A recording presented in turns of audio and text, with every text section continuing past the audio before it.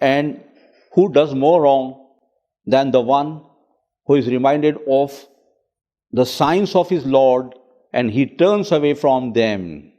We shall inflict retribution on the guilty. Now, in this verse, God warns anybody who turns away from his signs, who's blind to the signs of God. The word used is zulm, one who does injustice, one who transgresses, one who does wrong. This is the greatest wrong of a person, not to recognize God. Because this world is full of all the blessings of God, gifts of God, signs of God within his body, outside his body. If a person sees around, everywhere we see the creation of God. Each and everything is in fact created for man, and yet man is blind to know the creator of all these things. So, what is zulm? What is injustice? To fail to recognize the creator. Now, what is zulm? God has given him reason, intellect and intuition, which he fails to employ. He should have asked himself, who is he? Who has created him? Who has created this earth, the winds, water, and all the gifts, whatever food he eats? Who's the creator? Who's the sustainer? Had he thought, he would have got the answer. But a person, he enjoys all the benefits, yet he is blind to see all these and doesn't recognize God. This is the greatest injustice of a man. Quran has been sent to serve the two purposes. One, to warn man about the wrongdoings, about injustice, about any deviation. If he goes astray, if he chooses the evil path, he will be punished. This is called inzar, warning man about the consequences of his evils, his bad deeds. He is not recognizing God.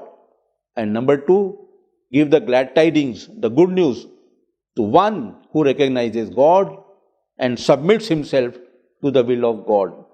You see, in this world, God has created everything with a true, just and righteous purpose. It is not a matter of sport or a freak. The universe has not been created fortuitously for a plaything. It has a serious purpose, a mission. God has given reason, etc., everything. Why? To know himself.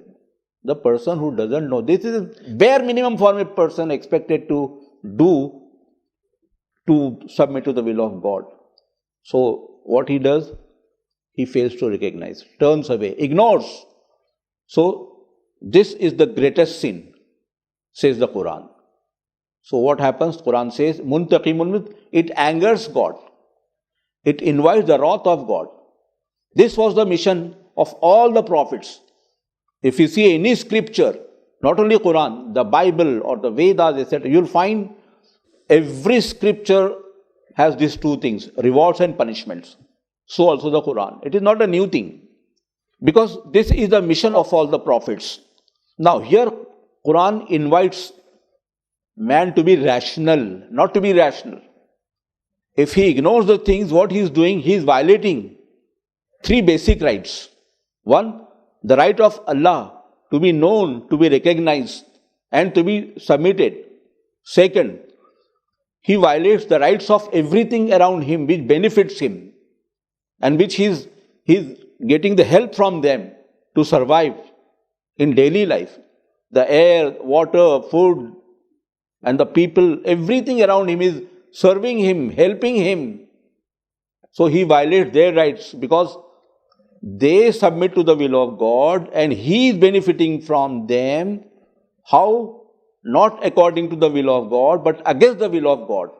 This is second violation of the rights of everything in this universe. And the third one, by not recognizing God, by turning away from God, what he is doing? He is violating the rights of his own body. How? If he follows the evil path, if he turns away from the straight path, he will be punished and his body will bear the brunt of that retribution. God will inflict retribution for his fault, his wrong choices. The freedom which was given to him by God, he misused it, abused it. That's why, thus he violates even the rights of his body. So everything demands to be just and fair to yourself. How? By knowing the Creator, the Sustainer, the Cherisher.